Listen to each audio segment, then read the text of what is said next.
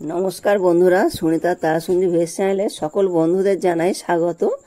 আজকে আমি ঝিঙে তরকারি রান্না করে দেখাবো। আর ঝিঙে এইভাবে একবার বানিয়ে দেখুন, স্বাদ অসাধারণ, মুখে লেগে থাকবে। আর এখানে আমি দেখো জিরে নিয়েছি, 3টে কাঁচা লঙ্কা আর পোস্ত নিয়েছি। তো এটা আমি পেস্ট করে নেব। আর এখানে ঝিঙে নিয়েছি, 4টে ঝিঙে নিয়েছি। আর ঝিঙেগুলো তো কেটে নিয়েছি। আর এখানে কুমড়ো ডাঁটা নিয়েছি, একদম কচি কুমড়ো ডাঁটা, আর পাতাগুলোও কিন্তু খুব কচি।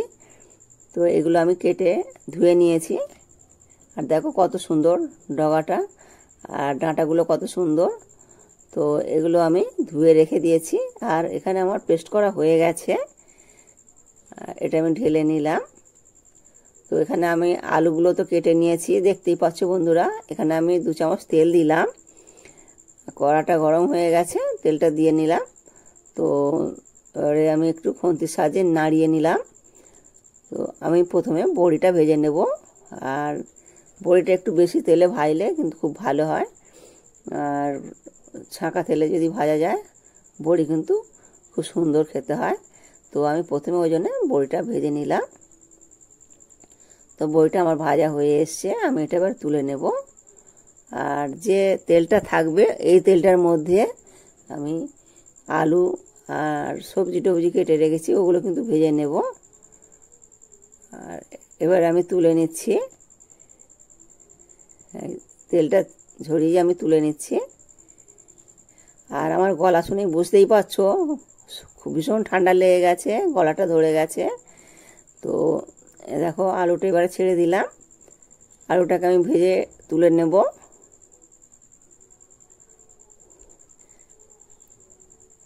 আলুটাকে আমি ভেজে নিলাম। তো আলুটা তুলে রেখে তারপরে কিন্তু আমি ঝিঙেটা ভেজে নেব। আর সমস্ত মশলা যদি সমস্ত সবজিকে আলাদা আলাদা করে ভাজলে বেশ ভালোই লাগে, আর টেস্ট অসাধারণ হয়। ওই জন্য আমি এই আলুটা আগে ভেজে নিলাম, তারপরে আমি ঝিঙাটা ভাজবো। আর ঝিঙাটা তো আলুর সঙ্গে ভাজা যাবে না, আলুর সঙ্গে ভাজলে ঝিঙের মধ্যে থেকে যে জলটা বেরোয় তাহলে আমি আলুটা ভাজতে পারবো না। আর আলুটা আমি ছাঁকা তেলেই ভেজে নিলাম, অনেকটাই সিদ্ধ হয়ে গেছে। আর ভাজতে ভাজতে এবারে আমি ঝিঙাটা দিয়ে দিলাম। তবে ঝিঙেতে আমি কিন্তু এখন লবণ দেব না, লবণ দিলে কিন্তু এটা আর ভাজতে পারবো না। আর যখন আমি মশলা কষবো তখন কিন্তু আমি লবণটা দিয়ে দেব। আর তোমরা বন্ধুরা প্রথম থেকে শেষ পর্যন্ত ভিডিওটা দেখতে থাকো, তাহলে বুঝতে পারবে যে আমি কখন কোন মশলাটা দেব। আর ঝিঙাটা একটু একটু ভাজা হয়ে গেছে। এর মধ্যে কিন্তু আমি যে ডাঁটাটা ভালো করে কেটে ধুয়ে রেখেছি ওটাই দিয়ে দেব। আর ডাঁটাটা একটু ভেজে নিলে কিন্তু খুব টেস্ট অসাধারণ হয়। আর তার জন্য আমি ডাঁটাটা কিন্তু একটু ভেজে নিচ্ছি। আর ডাঁটাটা ভেজে নেওয়ার একটু পরেই আমি কিন্তু শাকটা দিয়ে দেব, 2-4 বার নেড়ে নেব, তারপর কিন্তু আমি শাকটা দেব। আর দেখো কত সুন্দর, কত কচি থকথকে শাক। আর কিন্তু এই সমস্ত ডাঁটা শাকে কোনো ভেজাল নেই। তো এটা কিন্তু খাওয়া স্বাস্থ্যের পক্ষে ভালো। তো ঝিঙে কিন্তু একটা শীতলতম সবজি। আর ঝিঙে খেলে শরীরটা ঠান্ডাও থাকে, ঝিঙে খাওয়াটা তো খুবই ভালো। তো এমনি শরীর অসুস্থ থাকলে অনেকেই কিন্তু ঝিঙের ঝোল খেতে বলে। আর ঝিঙের ঝোলটা খাওয়া খুবই দরকার, সেই কারণেই আমি কিন্তু কাঁচা লঙ্কাটা দিলাম। আর কাঁচা লঙ্কা একটু তরকারি দিলে পরে শরীরটা ঠান্ডা থাকে। তো ওই দেখো আমি গ্যাসটা অফ করে দিলাম, দিয়ে আমি এটা ঢেলে নিলাম। আর এবারে আমি যেটা করব, দেখো 2 চামচ তেল দিয়ে দিলাম। আর এবারে আমি যেটা ভাজছি, একটা তেজপাতা, একটা শুকনো লঙ্কা, আর 2টো ডালচিনি, আর এখানে জিরে, কাঁচা জিরে আছে, লবঙ্গ 3টে, আর একটা এলাচ। এলাচটা কিন্তু আমি ফাটিয়ে দিলাম। এলাচটা না ফাটিয়ে দিলে বিপদের কারণ হয়ে যাবে, কেননা এটা ফেটে চোখে মুখে পড়ে যাবে। তার জন্যে আমি এলাচটাকে ফাটিয়েই দিলাম। তো এটা একটু ভাজা হয়ে গেলে আর এইবারে আমি দিয়ে দিলাম, ভাজা হয়ে গেছে ওটা, আমি এবারে ওই যেটা পেস্ট করে রাখলাম পোস্ত, জিরে, কাঁচা লঙ্কা, ওটাই দিয়ে দিলাম। তো এবারে এটা একটু নেড়ে চেড়ে নিয়ে দেখো এখানে কাশ্মীরি লঙ্কা দিয়েছি, কাশ্মীরি লঙ্কা, হলুদ আর এটা ধনের গুঁড়ো, এটা দিয়ে দিলাম। দিয়ে একটু নেড়ে চেড়ে নেব। আর এখানে লবণ দিলাম, লবণটা কিন্তু আমি এই সময় দিচ্ছি, আমি সবজির মধ্যে লবণটা দিইনি, লবণটা আমি মশলার মধ্যে দিয়ে দিলাম। আর এটা আমি দেখো নেড়ে চেড়ে নিচ্ছি। এটা থেকে কিন্তু তেল ছাড়বে যখন, তখন জানতে হবে মশলাটা হয়ে গেছে। আর ভালো করে মশলাটাকে কষিয়ে নিতে হবে, কষাতে কষাতে তেল ছেড়ে আসবে। আর দেখো অনেকটাই কিন্তু তেল ছেড়ে এসছে। তো এবারে কিন্তু আমি যে সবজিগুলো ভেজে রেখেছি ওগুলোই দিয়ে দেব।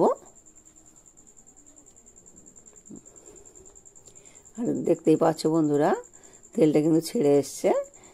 এবারে আমি সবজিগুলো সবই দিয়ে দেব।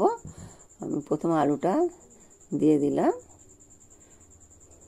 আর আমি ঝিঙে ডাঁটা যেটা ভেজে রেখেছিলাম এটাও দিয়ে দেবো। এটা একটু নাড়িয়ে নেব, নাড়িয়ে নিয়ে ঝিঙে ডাঁটা এটাও দিয়ে দেব।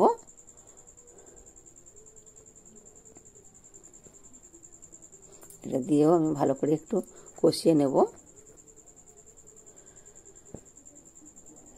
গলার জন্য ভীষণ অসুবিধা হচ্ছে, আর তাও ভাবলাম আমি যেহেতু এটা করলাম এটা একটু ছেড়েই দিই বন্ধুদের জন্যে, আর তার জন্য আমি এটা ছেড়ে দিলাম। তো এবারে আমি এর মধ্যে যে গরম জলটা দেব, ওই এর মধ্যে আমি গরম জলটাই দিয়ে দেবো, কিন্তু যে ঠান্ডা জল দেব না। আর ঠান্ডা জল দিলে কিন্তু স্বাদ অন্যরকম হয়ে যায়, আর তাই আমি সবসময় চেষ্টা করি একটু গরম জল দেওয়ার। তো গরম জলটা দিলে স্বাদ কিন্তু অসাধারণ হয়ে যায়। তো আমি গরম জলটা দিলাম, আমি অল্পই একটু জল দিলাম। আর বন্ধুরা তোমরা যদি একটু ঝোল ঝোল খেতে চাও তাহলে কিন্তু একটু জল বেশি দিতে পারো।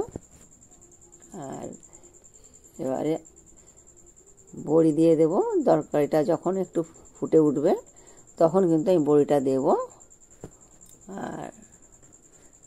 আর চিনি দেবো এর মধ্যে, বড়িটা দেওয়ার পরেই চিনিটা দেব। তো দেখো এবার কিন্তু আমার তরকারিটা ফুটে উঠেছে। তো ঝিঙের তরকারির মধ্যে এবারে কিন্তু আমি বড়িটা দিয়ে দেব, বড়িটা দিয়ে দিলাম। আর এটা 2-4 বার নেড়ে নেব, নেড়ে নিয়ে তারপরে আমি ওই হাফ চামচের মতন চিনি দেব। চিনিটা দিলে কিন্তু ব্যালেন্স হয়, তো ওই জন্য আমি চিনিটা দিয়ে দিলাম। আর চিনিটা দিয়ে নেড়ে চেড়ে নিয়ে এবার আমি ঢাকা চাপা দেবো।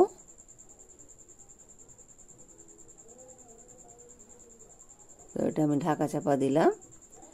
তো এটাকে আমি 6-7 মিনিট ফুটতে দেবো। 6-7 মিনিট হয়ে গেছে।